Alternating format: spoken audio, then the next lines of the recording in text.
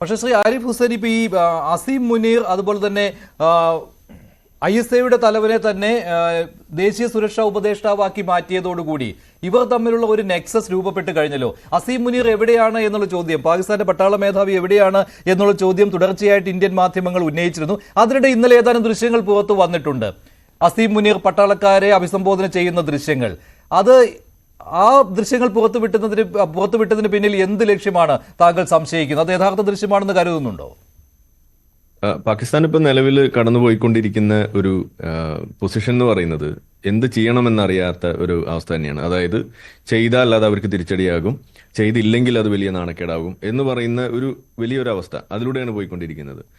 സാധാരണ നമ്മൾ ഒരു നോൺ വയലന്റ് വാർ എന്നൊക്കെ പറയുന്ന സംഗതി നമ്മളങ്ങനെ പറയാറില്ല. എന്ന് വെച്ചാൽ അങ്ങനെ സാധിക്കില്ല എന്നുള്ള രീതിയിലാണ് നമ്മൾ പറയുക. പക്ഷെ ഇവിടെ ഇപ്പോൾ നമ്മൾ ഇന്ത്യ കാണിച്ചുകൊണ്ടിരിക്കുന്നത് സത്യത്തിൽ പറഞ്ഞാൽ യുദ്ധം ഒരു ബുള്ളറ്റ് പോലും പായിക്കാതെ തന്നെ ചെയ്യേണ്ട കാര്യങ്ങൾ ചെയ്യുന്നതിന്റെ ഭാഗമായിട്ട് യുദ്ധസമാനമായ ഒരു അന്തരീക്ഷം അവിടെ ക്രിയേറ്റ് ചെയ്തുകൊണ്ട് അവരെ വലിയ തോതിൽ പ്രതിരോധത്തിലാക്കുന്നു എന്ന് വരുമ്പോൾ ഇവിടെ ഇപ്പോൾ അതിന്റെ സൈനിക മേധാവിയെ പോലും ഒളിവിൽ പോകേണ്ട അവസ്ഥ നമ്മൾ കാണുന്നു. അവർ ഒളിവിലല്ല എന്ന് തെളിയിക്കേണ്ട ബാധ്യത അവർക്ക് വന്നു ചേരുന്നു എന്ന് പറയുമ്പോൾ അതൊരു വലിയൊരു സൈക്കോളജിക്കലായിട്ടുള്ള ഒരു പൊസിഷൻ നമുക്ക് ഇന്ത്യക്ക് ലഭിച്ചിരിക്കുന്നു എന്ന് വേണം അതിൽ നിന്ന് നമ്മൾ മനസ്സിലാക്കാൻ.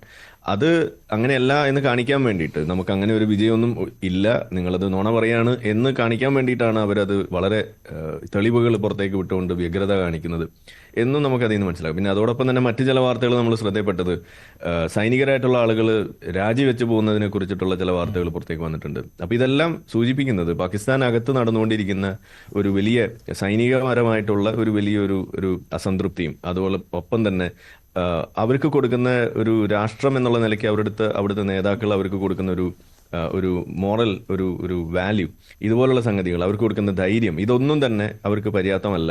ഒരു യുദ്ധത്തിലേക്ക് ഇറങ്ങാനുള്ള യാതൊരു തരത്തിലുള്ള ഒരു കോൺഫിഡൻസും അവർക്ക് ലഭിക്കുന്ന ഒരു മൊറ അവിടെ ഇല്ല എന്നുകൂടിയൊക്കെ നമുക്ക് കാണുമ്പോൾ സത്യത്തിൽ ആ അവസ്ഥ ആലോചിച്ചിട്ട് ഒരു പരിതാപകരമായ അവസ്ഥ എന്ന് നമുക്ക് പറയാൻ വേണ്ടി സാധിക്കും. പക്ഷെ അതേസമയം തന്നെ അവർ ഭയക്കുന്നത് സർജിക്കൽ സ്ട്രൈക്കാണ്. ബാലാക്കോട്ട് ആക്രമണത്തിൽ അത് അവിടെ ഭീകര ക്യാമ്പുകൾ തകർക്കുകയായിരുന്നുവല്ലോ ഇന്ത്യ ചെയ്തത്. സമാന രീതിയിൽ തന്നെ ഭീകരരെ അടവെച്ച് വിരിയിക്കുന്ന ക്യാമ്പുകൾ ഇന്ത്യ തകർക്കുമെന്ന പേടിയിൽ ഇപ്പോൾ പാക് അധീന കശ്മീരിൽ നിന്ന് ക്യാമ്പുകൾ മാറ്റുന്നു, ഭീകരരെ പാകിസ്ഥാനുള്ളിലേക്ക് മാറ്റുന്നു എന്ന വാർത്തകൾ വരുന്നുണ്ട്.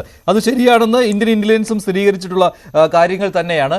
അപ്പോൾ അത് പാകിസ്ഥാൻ സ്വാഭാവികമായിട്ടും പേടിക്കുകയാണല്ലോ ഇപ്പോൾ സർജിക്കൽ സ്ട്രൈക്കിനെ.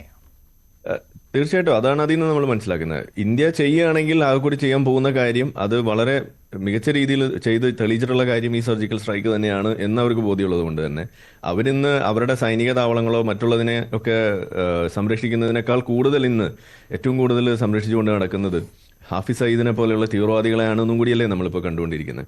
അപ്പോൾ അവരെ സംബന്ധിച്ചിടത്തോളം അവരുടെ ലക്ഷ്യങ്ങൾ നടപ്പിലാക്കാൻ വേണ്ടിയിട്ട് മുന്നിൽ നിന്നിരുന്ന ഇത്തരം തീവ്രവാദികളായിട്ടുള്ള ആളുകളെ അവരെയും കൂടിയും സംരക്ഷിക്കേണ്ട ഒരു വലിയൊരു അവസ്ഥ അത് അവിടെ ഉണ്ടെന്നും കൂടി നമുക്ക് അവിടെ കാണുന്നു. സർജിക്കൽ സ്ട്രൈക്ക് അവർ ഏറ്റവും കൂടുതൽ ഭയക്കുന്ന ഒരു കാര്യം തന്നെയാണ്. അതിനുള്ള പ്രിസിഷൻ ഇന്ത്യക്കുണ്ട്. പ്രത്യേകിച്ച് ഇപ്പോൾ ഇന്ത്യ ഇസ്രായേലുമായിട്ടൊക്കെ നടത്തുന്ന ചർച്ചകളും അവരുടെ ആയുധങ്ങൾ കൈമാറുന്നതും ആയി ബന്ധപ്പെട്ടും അതോടൊപ്പം തന്നെ ഇസ്രായേൽ ഗാസയിൽ നടത്തിയിട്ടുള്ള ഈ പ്രിസിഷൻ അറ്റാക്ക് എന്ന് തന്നെ പേരിട്ട് വിളിച്ചിട്ടുള്ള സംഗതിയാണ്. അതായത് വലിയ ബോംബുകൾക്ക് പകരം ചെറിയ ബോംബുകൾ, അതായത് 15 കിലോ 20 കിലോ ഒക്കെ വരുന്ന ചെറിയ ബോംബുകൾ അത് വളരെ പ്രിസിഷനോട് കൂടിയിട്ട് അത് വായിച്ചുകൊണ്ട് ഈ തീവ്രവാദികളെ പിൻ പോയിന്റ് ചെയ്ത് തീർക്കുന്ന ഒരു രീതി അത് ഇസ്രായേൽ പലതവണ അവിടെ കാണിച്ചു തന്നിട്ടുള്ളതാണ്. ഈ പറയുന്ന ഹമാസിന്റെ പല നേതാക്കളെയും തീവ്രവാദികളെയും കൊന്നുതള്ളിയെന്ന് ആ ഒരു രീതി ഉപയോഗിച്ചുകൊണ്ടാണ്. അപ്പോൾ അത് ഇവിടെ ഉപയോഗിക്കാനുള്ള സാധ്യത അവർ ഭയക്കുന്നുണ്ട് എന്ന് വേണം നമുക്ക് മനസ്സിലാക്കാൻ. കാരണം അല്ല എന്നുണ്ടെങ്കിൽ എന്തിനാണ് ഇതുപോലെ ഹാഫിസ് സയ്യിദിനെ ഇങ്ങനെ ഈ കോഴി തന്റെ കുഞ്ഞുങ്ങളെ ഇങ്ങനെ കൊണ്ടു നടക്കുന്ന മാതിരി ഇതേപോലെ കൊണ്ടു നടക്കേണ്ടി വരുന്നത് എന്നുള്ളത് ഒന്ന് ആലോചിച്ചാൽ നമുക്കത് പിടികിട്ടും. അപ്പോൾ ഇത്തരത്തിലുള്ള പുതിയ വഴികൾ പോലും തേടിക്കൊണ്ട് ഇന്ത്യ ഇതിൽ പ്രിപ്പയർഡ് ആവുന്നത് കാണുമ്പോൾ അതൊരു മിലിറ്ററി മൈറ്റ് എന്നുള്ളതിനേക്കാൾ ഉപരി അതൊരു സൈക്കോളജിക്കൽ ആയിട്ടുള്ള ഒരു വാർഫെയറും കൂടിയായിട്ട് ഇവിടെ മാറുന്നു. അവിടെ അസീം മുനീറിന് പാകിസ്ഥാൻ പട്ടാള മേധാവിക്ക് തന്നെയാണോ ഇന്ത്യ ലക്ഷ്യമിടുന്നത് എന്നുള്ള ഭയപ്പാട് പോലും ഉണ്ടെന്ന് തോന്നുന്നു. അതുകൊണ്ടാണല്ലോ കുറച്ച് ദിവസങ്ങൾ അസീം മുനീർ ചിത്രത്തിലേ ഉണ്ടായിരുന്നില്ല.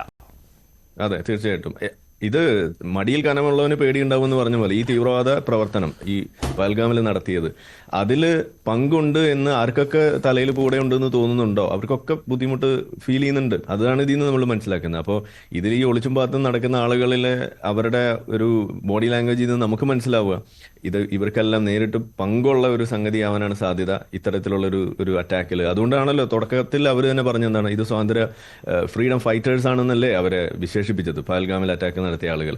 ഇപ്പൊ അതിൽ നിന്ന് ബാക്ക് ട്രാക്ക് ചെയ്യുന്നുണ്ടെങ്കിൽ എന്തായിരിക്കും അപ്പൊ അതിന്റെ കാരണം എന്ന് നമ്മൾ ആലോചിച്ചാൽ പോരെ. അല്ല, ബാക്ക് ട്രാക്ക് ചെയ്യുന്നുണ്ട്. ഇപ്പൊ ഫ്രീഡം ഫൈറ്റേഴ്സ് എന്നുള്ള നിലപാടിൽ അവർ മാറ്റം വരുത്തിയിട്ടില്ലെന്ന് തോന്നുന്നു. അത് മാത്രമല്ല, അവരെ സംരക്ഷിക്കുകയും ചെയ്യുന്നുണ്ട്.